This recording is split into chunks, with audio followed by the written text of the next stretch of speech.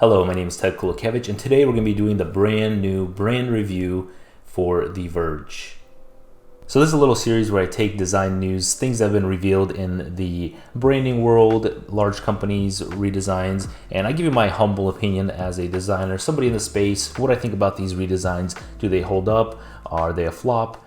So this first one, we're going to start with the Verge Rebrand. And honestly, this is going to be a tough one because I don't even know where to start. I mean, just look at this left to right comparison. The point of a rebrand is to reach new audiences. It's to fix the brand so that it can communicate to a certain audience that maybe you're not targeting, you're not reaching.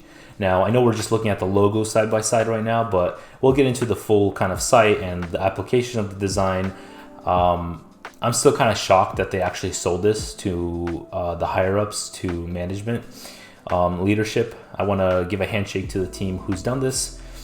Now, from my humble opinion, if I looked left and right, left wins any day. Now, sure, there's little things that we can change and make better with the left version, but on the right, they just took it away into Illustrator. They opened up Shape Builder tool and they started deleting random objects.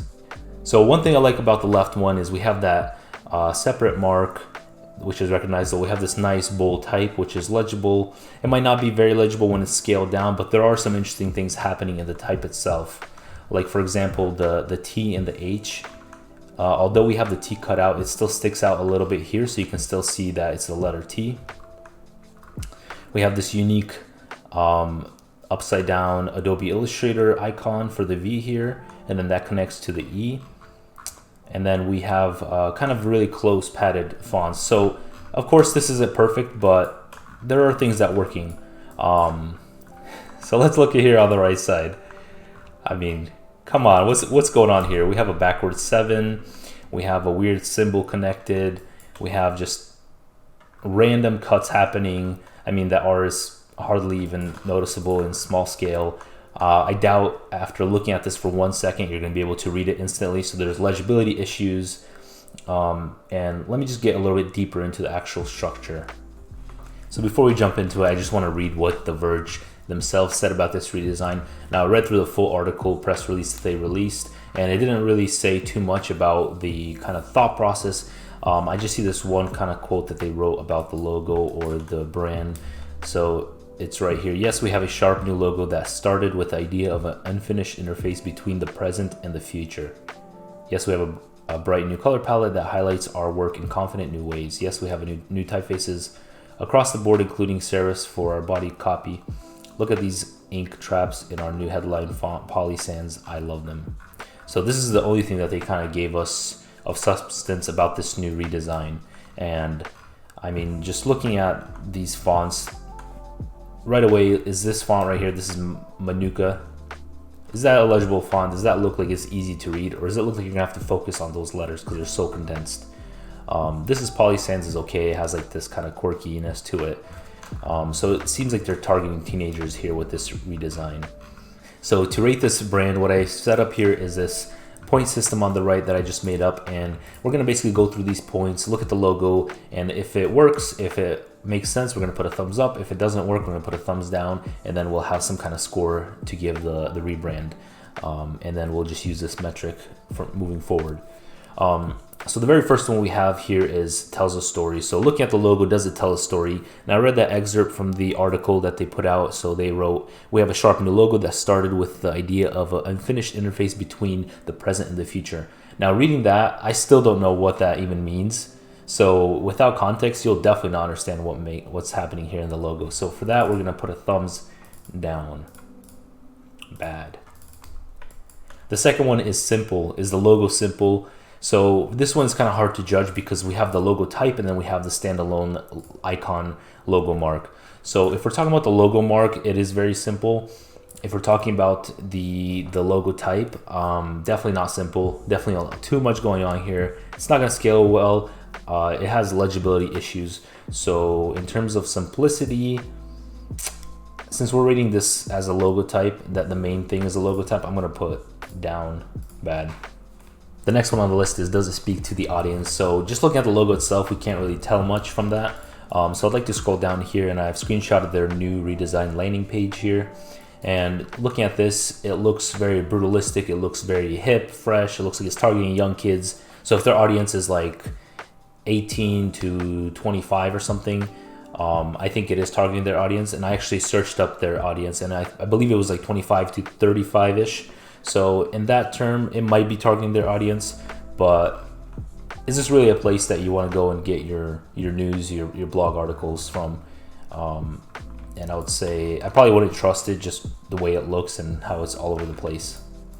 So speaks to audience. I'll put yes, just because it is hip and cool, and it does speak to their target audience. The next one is timeless. Is this brand, is this design timeless? For that, I'm just gonna say no, because my gut's telling me that within 6 months of revenue loss, they're probably gonna do a redesign. So I am not gonna even attempt to kind of justify or say that it's gonna be a timeless visual design. And we'll see if I get proved wrong in the long run. If you're coming back from the future, it'll be interesting to see. But just looking at the brand and what I'm seeing right now, it's not legible. The fonts don't work. The logo itself doesn't really tell that much of a story. So in my opinion, no, this is not a timeless brand. Now the last one is it memorable? So if we're looking at the overall kind of design, there are memorable aspects and elements to it, but overall, nobody will be able to redraw the logo type or their kind of main logo from memory. It's just not going to happen with all these weird cuts.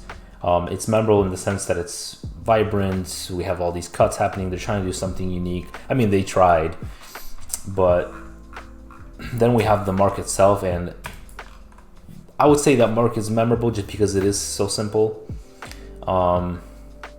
But overall, the brand, I don't believe it's a memorable brand. I think they're just doing what a lot of other kind of edgy brands are trying to do, which is just make this kind of brutalistic look and feel. But overall, I'm not seeing anything that's going to really have me kind of remembering this brand or speak to me from this rebrand here. So for memorable, I'm going to put bad. So looking at the score here, tells a story. No, not really. Is it simple? No. The overall brand is complex. It's busy. It's all over the place. Does it speak to the audience? Yes. If their audience is within that age range that we spoke about earlier, it does speak to the audience. Is it timeless? No, I do not believe it's a timeless brand. I believe that they're going to change it fairly quickly once they start seeing some of the backlash, some of the issues with the layout, the legibility, the craziness. Isn't memorable? No, not really. Within a year of them redesigning back to something else, I think we're all gonna forget this kind of atrocity that we see before us here. But I think this previous one is a more memorable, overall, if you compare them side by side. Now, what I want to do is to wrap this up is just do my spin, my take on it, what I would have done for the redesign, and how I would have pitched that redesign. So my goal with this refresh is to take into account some of the art direction or the visual direction that they tried to achieve, which is this kind of bold, edgy, brutalistic approach, and apply that to their current logo without going too far off trail.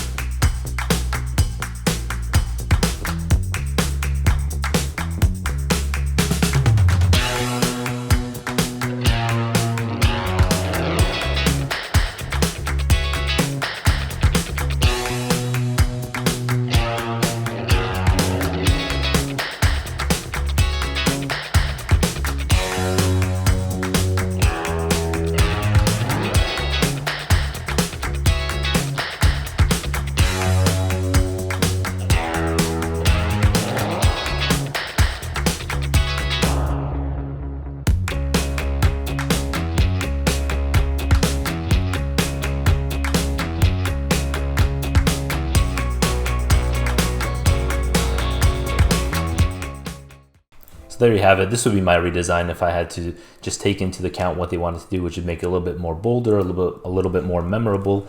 What I've done here for the logo is I've cut out this little spot right here. That way it looks more like a letter V, whereas before it looked like this triangle, which we see all over the place. So now we have this letter V. I've taken this orange color and I've used a gradient that I saw on their site, so it's a little bit more colorful, a little bit more vibrant.